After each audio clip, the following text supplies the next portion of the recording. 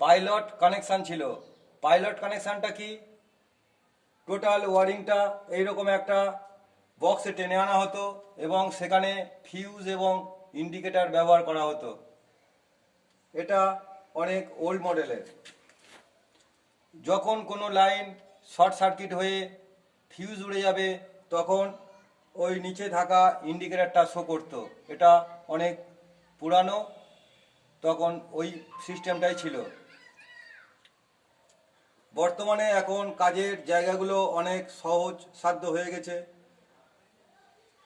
আমি যে কথা বলছি পাইলট কানেকশান, যখন ব্যাটার্ন ওয়ারিং ছিল তখনও লোক ব্যবহার করতো, কিন্তু সেই সিস্টেম উঠে গিয়ে এখন সব লেটেস্ট মডেল।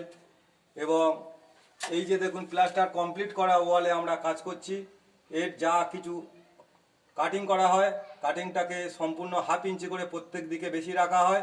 এর কারণ এটাকে জল দেওয়ার পরে বোর্ডটা সম্পূর্ণ মশলার উপর বেস করে থাকবে, কোনো জায়গায় ইটের কুচি নয় বা সাপোর্ট নয়, ফুল ব্যাকিং করা হবে হয়ে চতুর্দিকে মশলাতে এটা ওয়াটার লেভেল এবং ওলন দুটোই করতে হবে। আর এই বোর্ড দুই ধরনের আছে। দেখুন এটা মেটাল, যেহেতু এটা কনসিল তাই এখানে মেটাল ব্যবহার করা হচ্ছে। এটা পিভিসিও পাওয়া যায়। আবার এর আরেকটা অপশান দেখাই, যদি কেউ সারফেস ব্যবহার করে সেক্ষেত্রে দেখুন দুটো পয়েন্ট, কেউ বলছে আমি ওয়ালের উপর থেকে ব্যবহার করব, সেও ব্যবহার করতে পারবে। কিন্তু এখানে যেহেতু কনসিল ওয়ারিং হচ্ছে অর্থাৎ অভ্যন্তরীণ ওয়ারিং, তার জন্য এটা দেখুন এটা আমরা এটা ফিক্সড করে দেবো। এটার সিঙ্গেল ডোর পাওয়া যায় এবং ডবল ডোর পাওয়া যায়। সিঙ্গেল ডোর মানে তাকে বলা হয় ওপেন টাইপ ডিবি বক্স, আর এটা এর উপরে একটা এক্সট্রা ক্যাবিনেট থাকবে, তাই একে বলা হয় ডবল ডিবি বক্স।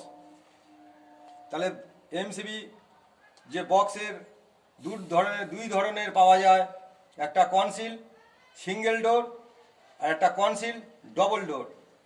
এইরকম ঠিক সারফেসে ওয়ারিং করার সময় পিভিসি বক্সগুলো যেমন সারফেস ব্যবহার করি, অর্থাৎ সারফেস কথার অর্থ হলো ওয়ালের উপরিভাগ থেকে যেটা করা হয়। কিন্তু কনসিলের ক্ষেত্রে দুটো অপশানই আছে, কনসিল আছে ডবল ডোর এবং সিঙ্গেল ডোর, দুটোই কনসিল, কিন্তু এর দুটো পার্ট আছে। এটা আমরা এখানে যেটা ব্যবহার করছি এটা ডবল ডোর, অর্থাৎ এর উপরে একটা এক্সট্রা ক্যাবিনেট থাকবে। এবং এখানে দেখুন একটা আর্থিং এর পয়েন্ট করা আছে, এটা হচ্ছে আর্থিং এর যে চিহ্ন, এটা দেখুন এটা আর্থিং এর চিহ্ন। কারণ কোনো কারণবশত এটা বডি হওয়ার সম্ভাবনা থাকবে না, তাই আর্থিং এর পজিশন করা আছে। আর একটা জিনিস, এর একটা দাগ দেওয়া আছে যে এই বক্সটার এই চওড়াটা আছে 3 ইঞ্চি থেকে 2 সুতো কম, আর এটা 2 ইঞ্চি থেকে কয়েক সুতো বেশি। সেই জন্য দেখুন দাগ মারা আছে, এই দাগটা এই পর্যন্ত ফিনিশিং হবে, তারপরে ক্যাবিনেট হবে, ক্যাবিনেটটা চলে যাবে। আমাদের এইরকম ধরনের প্র্যাকটিক্যাল ভিডিও দেখতে আমাদের সুরক্ষা ইলেকট্রিক অথবা সচিন কুমার নস্করের চ্যানেলের সঙ্গে যুক্ত থাকুন এবং দেখতে থাকুন কাজ। যারা জানে না তারা এই কাজ থেকে অনেকটা উপলব্ধি করতে পারবে, প্র্যাকটিক্যাল যেহেতু।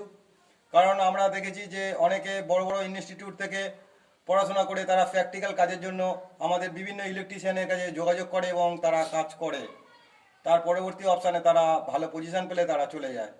তারা যতই থিওরিক্যাল করুক, প্র্যাকটিক্যাল অভিজ্ঞতাই হলো বাস্তব, আর সেই বাস্তব সম্মুখীন কিছু ভিডিও আমি পোস্ট করছি।